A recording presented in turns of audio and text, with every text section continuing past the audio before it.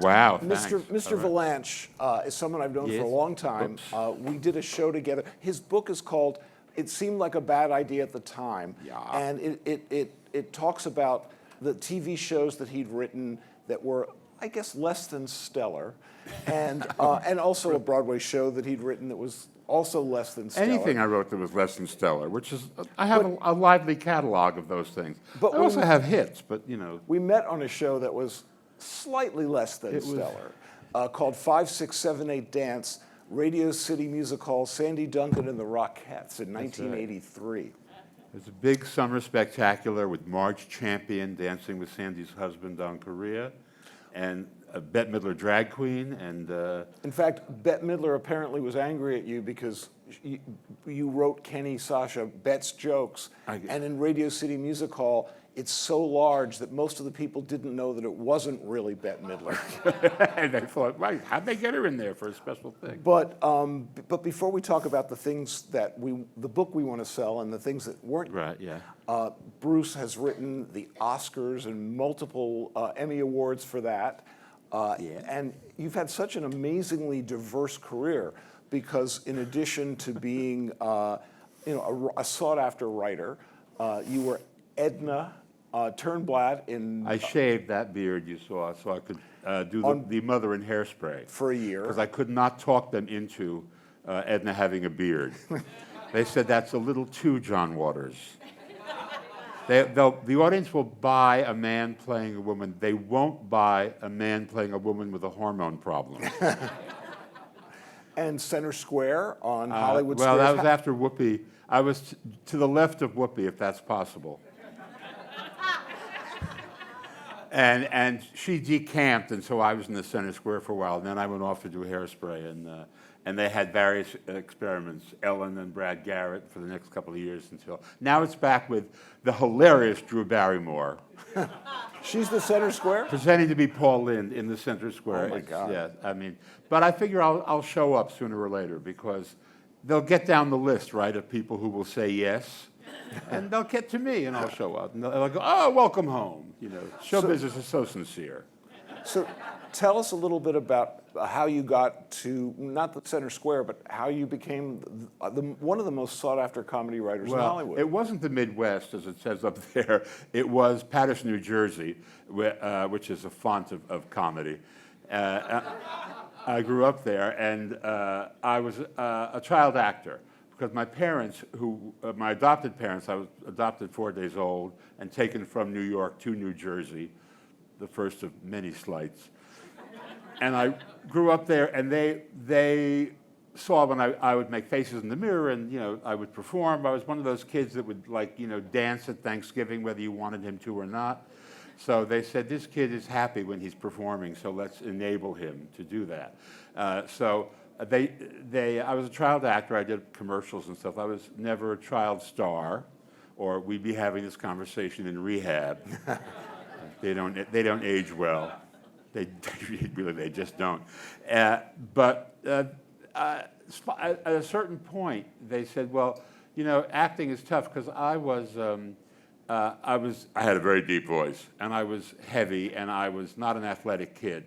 And I wound up auditioning for things as I got older opposite people who were absolutely authentic, who were 30 years older than I was. I was playing character parts in summer stock, I played Joel Grey's father in a summer stock production. It was ridiculous. But they said, this may not work out, so you need a fallback. And I, in high school, started writing for the high school paper, and evinced the talent for that. So they said, well, you could get a job on a newspaper. Newspapers will never die. No, prescient they weren't about that.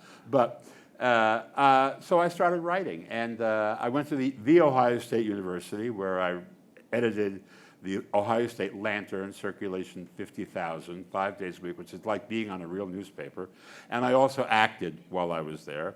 And I wrote a lot of columns. And the Chicago Tribune called me and said, we've been reading your stuff. When you graduate, do you want to come to Chicago and write features? And I thought, why not? Chicago. I went, and I loved the town. It was like New York, but more manageable, and it had a very entrepreneurial spirit, and lots of arts things were happening at the time. And this was 1970. I'm very old. And we went to, so I went there, and I was at the Tribune for 5 years. And the first person I was interviewing like celebrities. That was a lot. I was Gene Siskel's second string critic, so I got to see every movie Gene didn't want to see, which, believe me, were the world's greatest athlete. He was not interested. Anything with Disney, he wasn't interested. And it was probably good fodder for writing bad TV shows. That's exactly right. So yeah, oh, absolutely. I mean, when you have to review that stuff, yeah. Critics see everything, and so what I've learned about critics is if they see something that they kind of like, they praise it like mad because they kind of liked it, and most of the stuff they see is crap. And if they hate something, they want the writers to be executed. They are as vicious as they can be, and so you live out of proportion. So I wanted to stop being a critic. Fortunately, the first person I met was Kay Ballard, Palm Springs legend. And I reviewed her, and she said, "You have to write for my act." So I began writing for her. And that just kind of started. The second person I met was Bette Midler. And a friend of mine who was her manager at the time asked me to go look at her, and if I liked her, to write for her. And she was opening for a deadpan comic named Jackie Vernon, who you may remember. He was, when I was a kid, I was unwanted. Now I am wanted in 13 states. That was his act. And she was the opening act, and she came out. They had no idea what to make of her. She came out. This was 1970. She came out wearing a corset and flowers coming out of her boobs, and Toreador pants with a sash around them, and no bra, which she said this was a feminist statement. And I said, "Honey, in your case, it's a terrorist act." And she came out singing Shaboom, her opening number. Shaboom, shaboom, yeah, shaboom. Well, forks fell, So I said, "Well, I've got to sign on with you." And I wrote a piece about her, and she said, "That's funny. You're a funny writer." And I said, "Well, you're funny. You should talk more on stage." And I began writing for her. And as a result of that, I mean, I had actually attached myself to a rocket because she became a star right away. And I began writing for her, and I was the guy who wrote for her, and so I started writing for other people who came through town, Lily Tomlin and George Carlin, Richard Pryor, David Steinberg, not the manager, the comedian. And 5 years later, Bette had a dresser whose brother had started an act called the Manhattan Transfer. And we put a show together for them, and she got them a record deal. She called Ahmet Ertegun and said, "Come," she did that for a lot of people. And we put the act together, and Fred Silverman, who had one point ran every network at one time or another. I was waiting for him to get PBS to see what he would do with it. Never happened. He was running CBS, and he bought us as a summer replacement series for a show I was already working on remotely, Cher. And I had done Sonny and Cher, and I had done Cher without Sonny and Sonny without Cher. And Sonny and Cher, we don't like each other, but we have debts, so we're back together. And I done every version. I babysat Chaz when Chaz was a girl. I mean, I go back. So that was armed with all that, I came to Hollywood to do the Manhattan Transfer show, and I just stayed. It was the last gasp of variety television. And I was, before it kind of evaporated into competitions, like So You Think You Can Cha-Cha, those kinds of shows. And Which brings us to the book. The what? Which brings us to your book. book. Which brings us to the book. But I just want to say before, I wrote for everybody. I wrote all kinds of acts for people, including somebody I'm staring at right now, Mary Hart, who's sitting there, who... in the height, well, thank you. And her husband, Bert Sugarman, who produced the Midnight Special, which put me on television for the first time, 1 o'clock on a Friday morning, by the way. And people who still come up to me and say, "Oh, dude, we used to watch you on Midnight Special." And I say, "Give me what you're smoking." Because it was 1 to 2:30 in the morning. Who who was watching television at that point. But I had it was like a politically incorrect panel, and I was the host of the thing. And this was Bert Sugarman and Dick Ebersol, who was became the huge sportsmacher at NBC who runs the Olympics, was the producer of that show. Anyway, so when I looked at you, I thought to myself, I only see you at the gas station on Santa Monica Boulevard. So that's when we run into it. And you can see them anytime behind home plate at any Dodger game. That's the blonde sitting behind the catcher. That's Mary. So Mary, we went to Vegas and we did an act. At the height of E.T., Mary did a Vegas act at the Golden Nugget when Steve Wynn just redid it. And it was very successful, and I had a fabulous time doing it. So thank you for coming. Oh, it's great to see you. Aren't we blonde and beautiful? Yeah. We've both done so well in the blonde department. Anyway, so David, why are you here?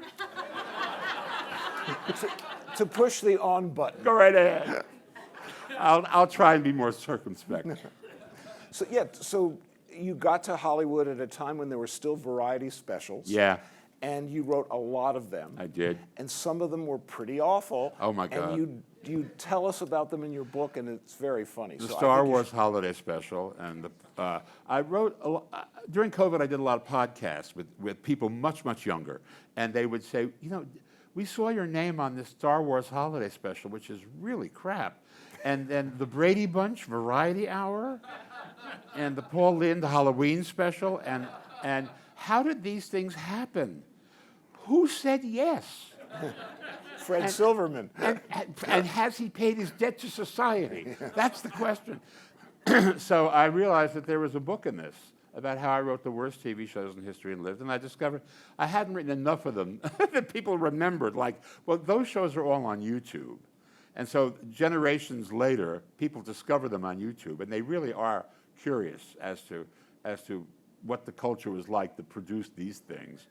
So that's what the book is, and I've extended it to some other disasters I had in various other arenas, because it's a question I always ask. When you see something, you go, "Who greenlit this? This is just like crazy." I mean, everybody at DC Comics, all the movies they've been making, they look at each other and they say, "Are you responsible for this?" Nothing's working. Everything is flopping that they're making. So I discovered it's an eternal question. Well, one of the things that's interesting about the book is you talk about variety TV in its heyday as well. It was. How they put specials together, the ridiculous mixture of stars that they would have. They would have singular talents who would do a TV series, like Judy Garland or Danny Kaye, and they were wonderful, but they couldn't do a concert every week, so they'd put other people on the show with them that they could interact with, and those people would do their shtick if they were comedians, actresses, whatever. And it kind of evolved into a form. And when cable came in, you didn't have to make an appointment to watch one of those people on TV. They were there 24 hours. You could find MTV. If you liked Madonna, you couldn't get her out of your face. She was there every hour on the hour with a video on MTV. So the art form, the form, kind of became desiccated, but partially it was because they did so many really rotten things. Wayne Newton at SeaWorld. Wayne talking to Orca, a duet with a killer whale. That kind of, Cole Porter in Paris starring Connie Stevens. Where does Connie Stevens come to Cole Porter? In Paris, no less. So, and I was a party to all of those, but the Star Wars thing was a gigantic misfire. Actually, at the time it wasn't, but what happened was Star Wars continued, and it became the Scientology of the nerds. And they were having almost a religious experience with every new film of Star Wars. And every time one came out, this thing would surface on the internet, the Star Wars Holiday Special, and they would, again, pillory George. George Lucas was terrified because he was like getting death threats because from the faithful who would say, "How you betrayed us!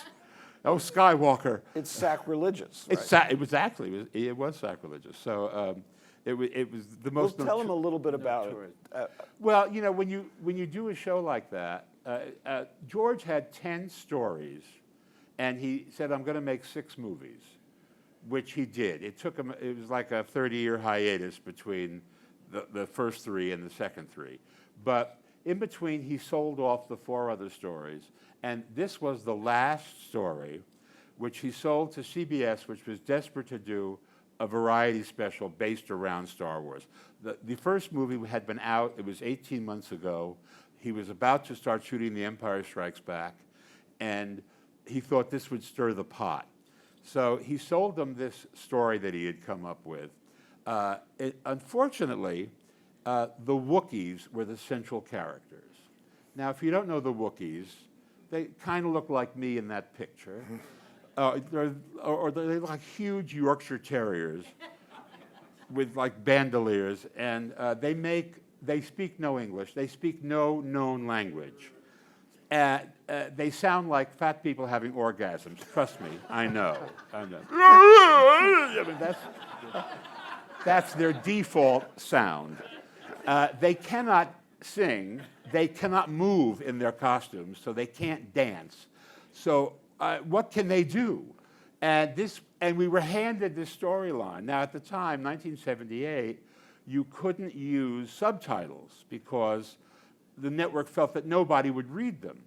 It's ironic because now in the Star Wars movies, Lupita Nyong'o, I don't think, has said a word in English in any of those pictures. She plays some trader on Kashyyyk, a planet with 3 Ks and 2 Ys, and everything George writes has got that. It's like Hawaiian. Everything has a K in it. So everything she says has got a subtitle. But in our day, we couldn't do that. So we had to bring in people who would translate what the Wookiees were saying. So this was how we booked in our guest stars. We had Art Carney as a traveling salesman who was also a member of the Resistance. And he would have conversations with the Wookiees. You know, there was Chewbacca, the big Wookiee, and then he had his wife, who's, I forget her, lumpy or itchy or scratchy. I mean, we all had names. Mala, she was Mala.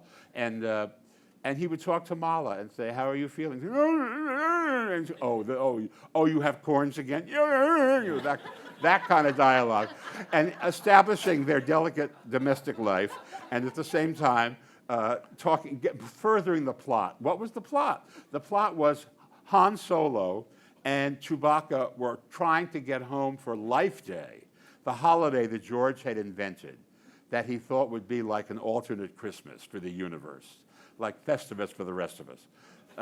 It didn't take, but 40 years later, when he sold himself to Disney, he created the Star Wars Holiday Special for Disney Plus with Lego characters, celebrating Life Day. So he didn't let go. Proof: never let go of a good idea, especially if you're a billionaire.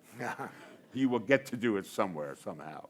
So they're on their way home, and they have several different stops to make because they have to elude the rebel forces in Millennium Falcon. The rebel forces in big-ass spaceships wearing helmets that make them look like Ford Fusions. They're chasing them across the galaxy. So they stop on Tatooine, the planet that has the cantina,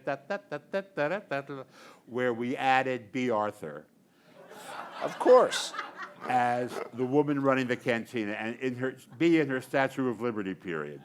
She was Maud at the time. The Golden Girls hadn't happened yet, but very imperious. And B did it because she was Broadway, and she'd never gotten to sing on TV, and she wanted to show her singing chops. And she brought in a song by Kurt Weill and Bertolt Brecht, perfect for Star Wars. The Alabama song, you may know it. Oh, show me the way to the next whiskey bar. Oh, don't ask why. I tell you I will die. It ends with that, very uptune. And the Bertolt Brecht estate said, "Nine." Forget about it. They said this was not meant to be sung by a Broadway performer in a room full of aliens. So Ken and Mitzi Welch wrote her a song that was kind of somewhere between "Those Were the Days, My Friend" and the Alabama song, and she sang that. So that was how we got that guest star in. And then we had another guest star, Diane Carroll, who was a vision the grandpa Wookiee had when he put on a VR helmet, which was the first time anybody had heard of virtual reality. It was 1978. And he has this vision of Diane Carroll, who's absolutely, it was supposed to be Cher, but she turned it down. So Diane came in and was brilliant in it, sexy and funny. And said, I never get to do anything like this, you know. She said, I'm just too tasteful for this. But I mean, she was seducing this Wookiee. I don't know how we got away with this. But it was Diane Carroll, so you could get away with almost anything. And we had the Jefferson Starship. They were in a music box that the kid opened, and suddenly we had the first Cirque du Soleil. They were in another kind of hologram thing that came down. So we had to find out ways to put in guest stars because that's what you did on a variety show. And George thought this was going to be an original musical. You know, I mean, I think back to him, I said to him, well, you would think we were going to make Hamilton out of this? What's wrong with you? But he was determined, he was furious, and he walked out of the project. He went back up to Marin and said, I'm done, this is it. I disavow the whole thing. He couldn't take his name off of it because he'd made this big deal with CBS, and he was getting a lot of money for it. And it cost a lot of money. But it was, when I think of it, when I think, isn't it ridiculous that we put this all together? It didn't seem so crazy at the time. First of all, it was the 70s. And if anyone who tells you they remember the 70s wasn't there. There was a lot of chemical additives going on. And I joke about it, but I get these reviews that say, Vilanch, who admits to chronic drug abuse. No, I have embroidered, you know, Carrie Fisher and I, we used to joke, would snort the Sweet and Low in the cafeteria. But that wasn't true. I mean, we snorted something, but it wasn't Sweet and Low. But and I wasn't that deeply involved in the drug scene. I was too Jewish. You know, I was too. My mother was. You know, I heard my mother saying, "Don't do it. It's not good." I heard your mother say you'll never be a lawyer. You know, yeah, that kind of. You know, so I was always scared of all these experimental stuff. I did things once, you know, but it seems to me I've been painted now as some kind of incredible louche miscreant from the period, which really is only half true. But so at the time, we were having a good time, and it just seemed like it was no dumber than Battle of the Network Stars, where you would have Charlene Tilton on a team with the kid who played Webster, and they were doing shot puts. You know, I mean, they would dress up people from soap operas and make them do field and track. You know, it was. I mean, how crazy is that? But this was the kind of stuff that was happening at the networks in the 70s. Talk a little bit about discovering your birth family, because it's a pretty amazing story. Yes. When I was adopted when I was 4 days old, and you know, I had the usual angst teenagers have when they say, I don't belong here. But in my case, I had a legitimate thing. I could say, I don't belong here. And they would go, well, yeah, you're right in that regard. You're not ours biologically, but you belong here because we really wanted you. And they did all the right things in that area. And so I let go of trying. I thought I would find them, but I let go. And then when I was at my age, the days when I was young enough, you couldn't get that information. It was sealed, bonded by law, and you had to wait until you were 21. And so when I was 21, my father called me and said, "You want to get that information now?" And I thought, "Why? What am I going to find out that I come from a long line of people who dropped dead at 40? Would that help?" So I just kind of said no. And I said to my doctor, "I've always loved having no medical history." It's great. And my doctor said to me, "At your age, you are your medical history." So I had no qualms about it. And then I got, you know, when DNA happened, and you could spit into a cup, and you could find these relatives, and online, I was curious. But my mother was alive, and I thought I'll wait until she goes, you know. And she lived to 95. She's a fabulous woman, and she's in this. They made a movie about me 20 years ago called Get Bruce, a documentary about comedy and about me, and she and Robin Williams are the stars of this movie, trust me. Hands down. And it was produced by Harvey Weinstein, I'd like to say, who never laid a hand on me. Hashtag, why not me? It's all there. I don't know. But so if you want to get a look at my mother, go Netflix and chill. It's on there, and you can see her. She had fabulous timing. She was great. And so after she passed, I spit into a cup. And 7 years later, a woman showed up. They sent me a printout, and they said, "This woman is your first cousin." At the genome level that they measure these things by. So I reached out, I called her, and she said, "Are you the Bruce Vilanch?" I said, "Is there another?" And she said, "No, I mean, I got my printout with the names, and I thought, wouldn't it be funny if that guy on TV was related to me?" And so we started exchanging stories, and it turns out that I was, and we had a Zoom with my family. My mother had me when she was 16 in Brooklyn. She was knocked up by, we think, a boyfriend who we haven't identified totally yet. But she is also gone. But 10 years later, she married a guy, and they had 3 kids. She was a showgirl. She was a showgirl at the Latin Quarter. In between having me and marrying the guy, and then she married a guy, and they had a production company, Greenberg Friedman, which did a lot of commercials, and they all live. They're both gone, but my 2 brothers and sister and nieces and nephews all live in what I call Kardashistan, which is the West Valley, Calabasas, Thousand Oaks. It's where all of the Kardashians are stashed now. They got out of Malibu, and and they are the nicest people. They are so sweet. Now, the best part of it is, my brother said to me, on the Zoom, said, I explained that nice Jewish girls didn't have babies of 16 back then. They didn't have children out of wedlock, and they put them up for adoption. And they were generally told that the child died during childbirth because the mortality rates were higher then, and they didn't want the girl searching for the child later in life. Remember, this is all before DNA and before science caught up with this. So she had always told them she had a secret.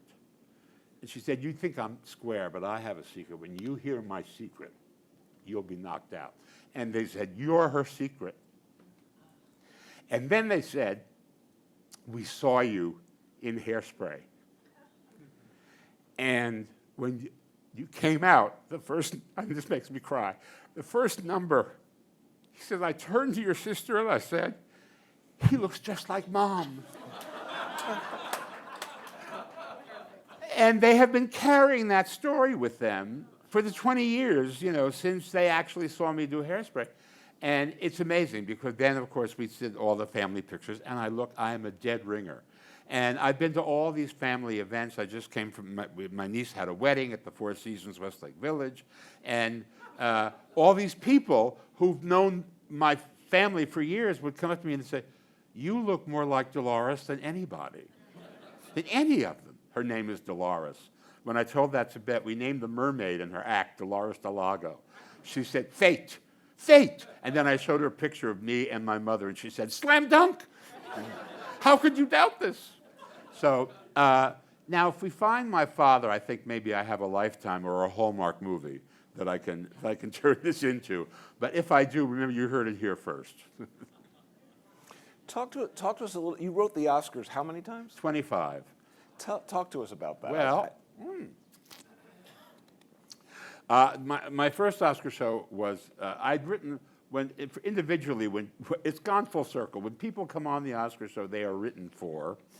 And if they are unhappy, or if they are comedians, performers themselves, they generally have writers who they work with. And they call the writers and they say, would you fluff this up? So the first time Bette was on the Oscars, I wrote with her what she was going to do. We rewrote what they gave us. And I'd written for a bunch of other people. So when a very flamboyant producer named Alan Carr got the job in 1989, he asked me to write the show. And I didn't know better.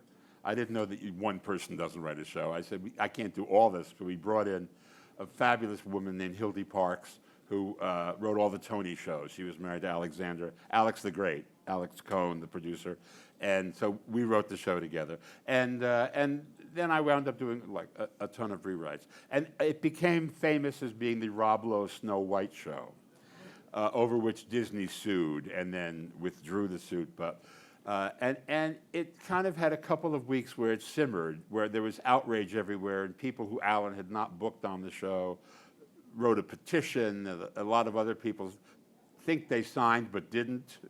And it was cooling down, and then the Rob Lowe sex tape surfaced. You may or may not remember this, but he was involved with a 17-year-old girl at the Democratic convention, the Dukakis convention, which there's a joke there somewhere. He was Dukacking, I guess, at the convention. Maybe that's the joke. I hope not. No. But there it was. And it got around. And this was, of course, before smartphones, any of that. So there was a tape, and the tape would go around, and people would have parties and show the tape and all that. So, and of course, every newscast opened with Rob Lowe, most recently seen dancing with Snow White on the Academy Awards, for which Walt Disney sued, not Walt Disney, a guy named Frank Wells who ran Walt Disney, sued. And so it came right back up into the zeitgeist again, and never went away. For a year, it was all about, oh my God, who's going to fix this? And the following year, Gil Cates, who was a director who ran the Directors Guild, and a lovely, lovely, wonderful guy, came in and produced it, and Billy Crystal was the host. And I had written for Billy. We'd done 4 Grammy Awards before, and he was a friend. And I wound up doing 17 shows that Gil produced, and all 8 shows that Billy hosted. But I did a whole bunch of others in the interim. And I haven't done it formally in about 10 years, because there was a huge, when Gil died, there was a huge management change at the Academy, and they were cleaning house. So, but people still come to me every year and say, Kimmel's writers gave me this, but I don't know, it's not me. And so I wind up writing stuff. And what you do on the show is, it depends on who the host is. The host always, if it's a guy who has, or Ellen, who has a TV show every day, they have a dozen people writing. So they come on the show. So there's no money left to bring other writers on. They may bring on a couple at scale, but you really can't do anything. We used to do honorary awards, but that's now spun off to a separate revenue stream for the Academy, where they have the Governor's Awards, which I've also written. But so the show itself, you have to wait to see who's nominated. And once the nominees are announced, then you know who is going to show up, right? Who will do the ritual taking of umbrage and who will not be there. My guess is that Sophia Garçon, they will not be there, is my guess, because it's kind of amazing how the Amelia Perez thing has had to suffer. Everybody loved this person until they revealed themselves for who they are, and everybody suddenly hates this person. So it'll be an interesting dynamic to see what will go on. And it'll be interesting to see if the voters, the Academy is very diverse now. It's a large group. It's like 10,000 people, and it's all over the world. It's not Hollywood-centric. The old guard of voters for the Academy, the old Hollywood guard, me. pretty much gone. Yeah. You're the mid-guard, I think. But, 10 or 15 years ago, movies like Parasite and Everything Everywhere All Over Your Face and 12 Years a Slave and Moonlight, these never would have won Best Picture. It's a younger, more diverse, more independent, film-minded group that is giving the awards now. So a picture like The Brutalist, which if you said to somebody, it's 4 hours, there's an intermission, is it in Cinerama? That would be the question. No, it's about architecture. Well, really, that would never have made the cut. But the nature of the new voting body is such. So it's very hard to guess how they're going to go, because they've included so many little pictures. And the old guard is all in love with the substance and Demi Moore, because they get what that's about. They get that it's about women aging and plastic surgery and Hollywood, right? So it may sneak in. It just, and then Conclave, which is about Catholics in anguish, which is always a winner.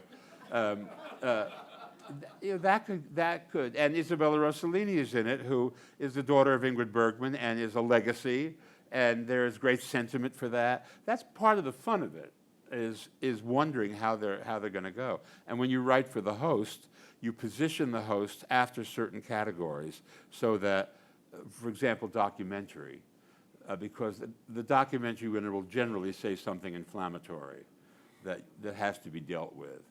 My favorite was the year Michael Moore won, I think, for Bowling for Columbine, and it was the year we had just invaded Iraq, and he made an anti-Bush speech about Iraq, and he got boos from the stagehands and some boos from the audience, and so there's a commercial coming up, and I'm backstage with Steve and Rita Rudner and Dave Barry and John Max. We were the writers at the time, and we're busy throwing jokes. What can we say about this? And so the commercial ends, and Steve comes out and he says, "It's just lovely backstage.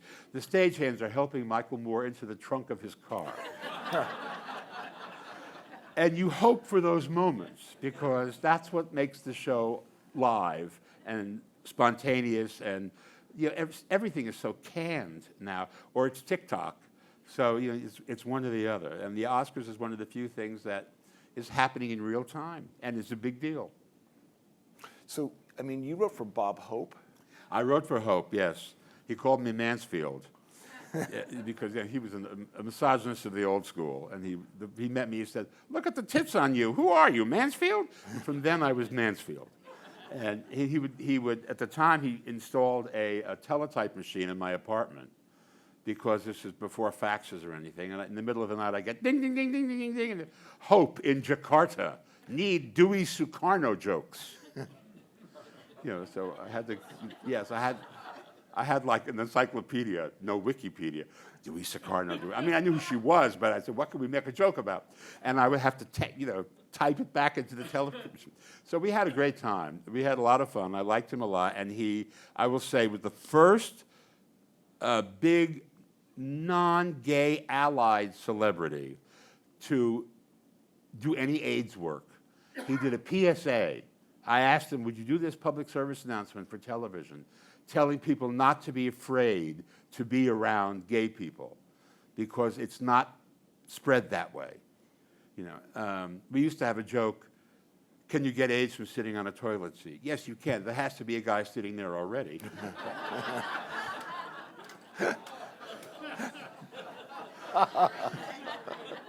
Thought I'd give that a moment to stew. But that was the point. The point was, don't be afraid, and he did it. He did it. We were doing a Carson show, and we went on the Carson set, and he shot it in front of the audience, who cheered when he was done, which I thought, this is pretty hip. And he was the first one. He was the first guy. I mean, other people like Joan Rivers and Nell Carter and Bette and Elizabeth Taylor, whose lives had been affected by it, rose to the occasion. But Bob Hope, he didn't know anybody who had AIDS then. He just knew that there were people being persecuted. I don't know how he knew that, but I credit him. It was a bold move for somebody to make. And only somebody as big as Hope could make that move. And so I thought, here he is rising to his occasion. Beautiful. Oh. Barbra Streisand. Well, Barbara. Barbara, I've written for Barbara for free for years, and then when she started... Me too. Well, you too? Oh, really? I didn't know that. For free. She can't pay you for the lyrics, for the songs? No. No? I mean, and these aren't songs. No, I didn't write for. I wish she would just sing one of my songs. This was special material. Oh, special material. For political events. Oh, yeah, I did those. There was a comedy thing. She did a duet with Melissa McCarthy. Yeah. All for free. But anyway, right, all for you free. Tell your. I wrote she finally wanted to pay me. She wanted to do a concert. She was doing a big concert tour, and she made a very low offer. And at the same time, she was clearing out her house at Bel Air and selling stuff. And she made a very lowball offer, and she said, rather than counter, She said, well, what do you want me to do? And I said, sell a lamp. For what you get for it, that's my fee. And she went, and she called Robin Williams and asked him to write for her. And he said, no, yeah, I don't know how to write for you. Call Vilanch. And she said, he's too expensive. So this story I told in the movie, and unfortunately the movie came out the week where the New York Times went after her because she was trying to stiff the Shakers. She'd promised them she'd give them her Shaker furniture, and she'd sold it to somebody else. And the Shakers were mad at her, and they went to the New York Times, and she was pissed off. And somebody else was pissed off. She was day trading. She was doing a lot of different stuff at once. And I got wrapped into it, so it surfaced again. And she was very mad at me. She said I made the whole thing up. I didn't make it up, and I had, there were agents dealing with the thing. It was all real. And Marty Ehrlichman, her manager, finally said to her, and at the time, Jeff, Helen Reddy's husband, Jeff Wald. Jeff Wald, sorry, thank you. Jeff Wald said, hey, it's true. Just call him up and say, you're sorry you did this, and peace.